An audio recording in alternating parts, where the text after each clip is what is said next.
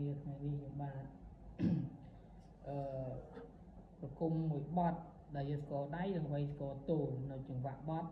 មួយដែលចង្វាក់បទនោះយើងអាចប្រើបានច្រើនបទដូចជាចង្វាក់លោមនាងកាត់ត្រើយសារ៉ាយអណ្ដែតខ្លោមអណ្ដែត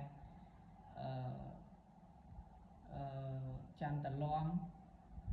ឬក៏បទ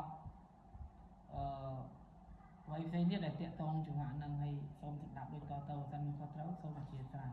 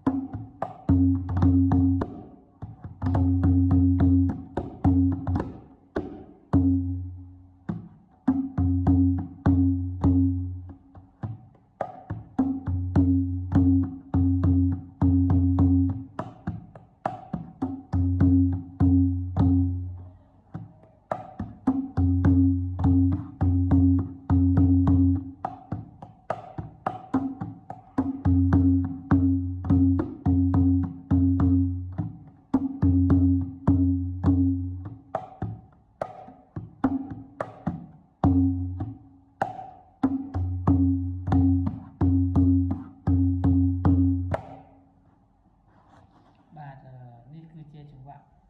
បទមួយអ្វីស្គាល់ទល់ហើយចង្វាក់បទនេះយើងអាចប្រើបានជាច្រើនបទដោយតែខ្ញុំរៀបរាប់បានខាងលើហ្នឹងហើយបើសិនមានខុសត្រូវអីសូមអធិស្ឋានផងដោយសារនេះជាការចង់ចែករំលែកមួយដល់ពុកម៉ែបងប្អូនឬបងដែលគាត់សំណូមពរខ្ញុំពីរបៀបវេចង្វាក់បទលោមនាងឬសារ៉ាយអណ្ដែតចឹងហើយបើសិនមានខុសត្រូវអីសូមលោកគ្រូអ្នកគ្រូអធិស្ឋានដល់ខ្ញុំបាទផងបាទសូមអរគុណ